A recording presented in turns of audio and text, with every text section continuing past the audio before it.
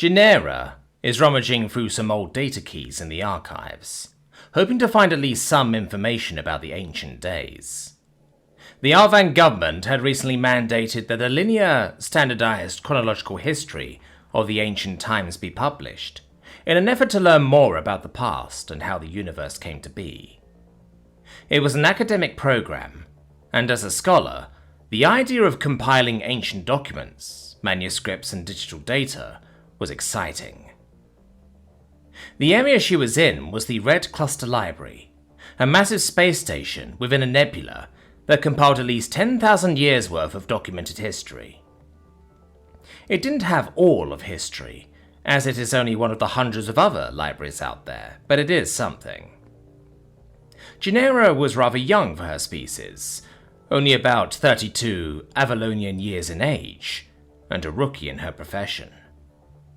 Yet she did not get discouraged by her status as a newbie, compiling through document after document until she finds something. Within the Esterion Galaxy corner, she finds a data key, but it was rather archaic, almost ancient. If she were to estimate, it'd date back to at least the years of the High Empire that ruled the Esterion Galaxy, but were ousted out by a malignant force, as stated in official documents. But they never specified what kind of force. She pockets the data key, and returns to her apartment on a relatively cool planet, of which the space station she was just in was orbiting. Plugging the data key on her personal computer, opening the data file, her screen is flooded with documents, information, and codes. The data key, due to how archaic it is, was not optimized for her more modern computer. She spends the entire night compiling and arranging the files, until it was organized enough for her to start reading, albeit with droopy eyes. Opening the first file, she finds herself reading a journal of some ancient Alvan scientist. She's lucky she took up linguistics, as the script was written in High Alvan, which is as ancient as the data key itself. Data extract. Hyperspace backlash. Ordinal Kiledred Omeris. I tried to warn them.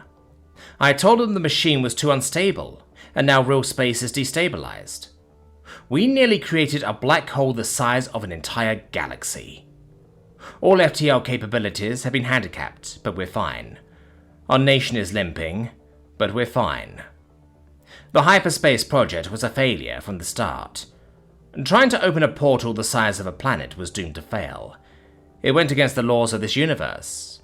At least, for now, real space hasn't torn us to shreds. However, I can't help but feel sorry for the humans. They took the brunt of the incident.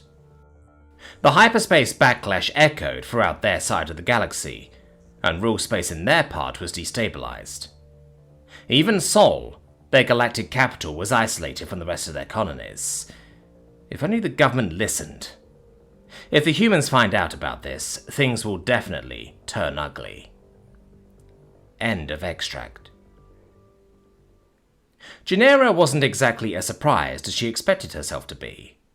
She knew of the incident regarding the hyperspace explosion, but she had never heard of these humans before.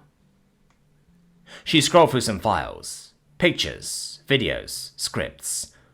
All of them belonged to Ordinal Kiledred. Pictures of their device, the experiments, his concerns, and then an alien, a human. They looked uncannily similar to them. They had the exact same features as them, except for their broad ears and smaller stature. As she scrolled more, she noticed that they came in a diverse variety of height, build, color, and augmentics. As she moved to a different file, she noticed that it's from a completely different author, written at least 179 years after Ordinal Kiledred's journal. By this time, the Ordinal would have already retired. Data extract. The Seri Mortavan. Ordinal Omeris has entrusted this data key to me, after recent events. This wasn't exactly supposed to be this way. The government declared a total blackout of information regarding the incident. Any witnesses or human sympathizers were put down. Oberys was forced to retire, but we lost any social contacts with him months later. All this because of some greedy and arrogant priests running the government. Humans have at least ceased to exist within our borders, and with each passing day, extrasolar telescopes come back with reports that human colonies are starving out. Some colonies were not made to sustain themselves. Mining worlds, factory worlds, and lunar outposts all relied on food imports. With their real space still distorted, FTL travel for them is non-existent. I once read a news of humans trying to initiate FTL jumps, only to end up inside a star, as the distortion of their space slid them there in FTL. It's a dire situation for them, and we can't do anything to help.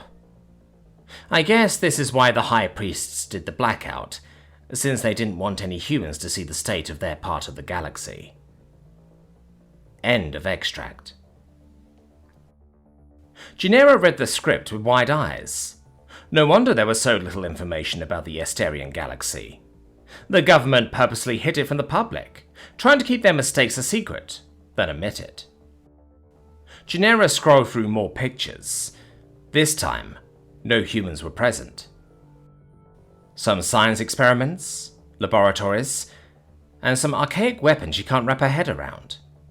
It looked like a plasma rifle, but it seemed too big to be held by a normal Alvan soldier. She wondered who could have held such a weapon. However, as she pondered, her eyes locked on one last file. It was below the picture of the archaic plasma rifle.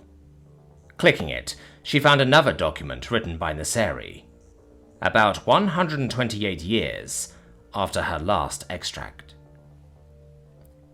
Data extract. Naseri Mortavan. Just when we thought the humans would die out of nuclear fire as they began to kill themselves for resources, they united. As real space calmed in their part of the galaxy, we sent scouting parties to investigate them. About 70% of their total civilization died out. The rest were either too weakened fighting each other, or too struggling to put up much resistance. Our ships swooped them out of their planets, and replaced them with our own colonists. They had no semblance of a proper military. They had no actual fleets, no proper armies, nor even proper spacesuits to venture out in deep space. That's what the reports told us. However, one of my colleagues who works in the scouting fleet told me something terrible. A war of unification on the human home planet, Earth. It had bathed in nuclear fire a century ago. We thought they'd gone extinct, but they've become even more vicious in their fighting, that a single nation on Earth had unified the planet in just a decade. This news was 30 years ago. Now they've restored much of their shipbuilding technology. They've recovered most of their basic technology, and their weapons of mass destruction. Plasma accelerators the size of cities, moon-sized battleships that fling black holes as weapons, mountain-sized walkers that shoot suns on our poor infantry. Even their soldiers have been augmented to tower over our average riflemen, wielding energy weapons that fire red beams that punch through almost all forms of armor. We should have went after their homeworld when they were disorganized and fighting each other. I've seen live broadcasts of the battlefield, and even I wonder how they even survived as a species if they fight each other with such weapons. I regret to say this, but perhaps the controversial acts of the High Priests to purge humans was the right thing to do. But I just can't help but think how things would have went if we chose not to do that hyperspace experiment in the first place. Well, all of that is in the past.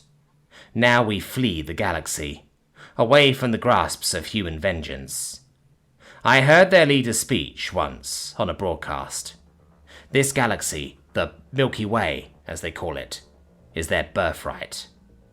Their age of darkness has ended, and now their age of vengeance has begun. End of extract.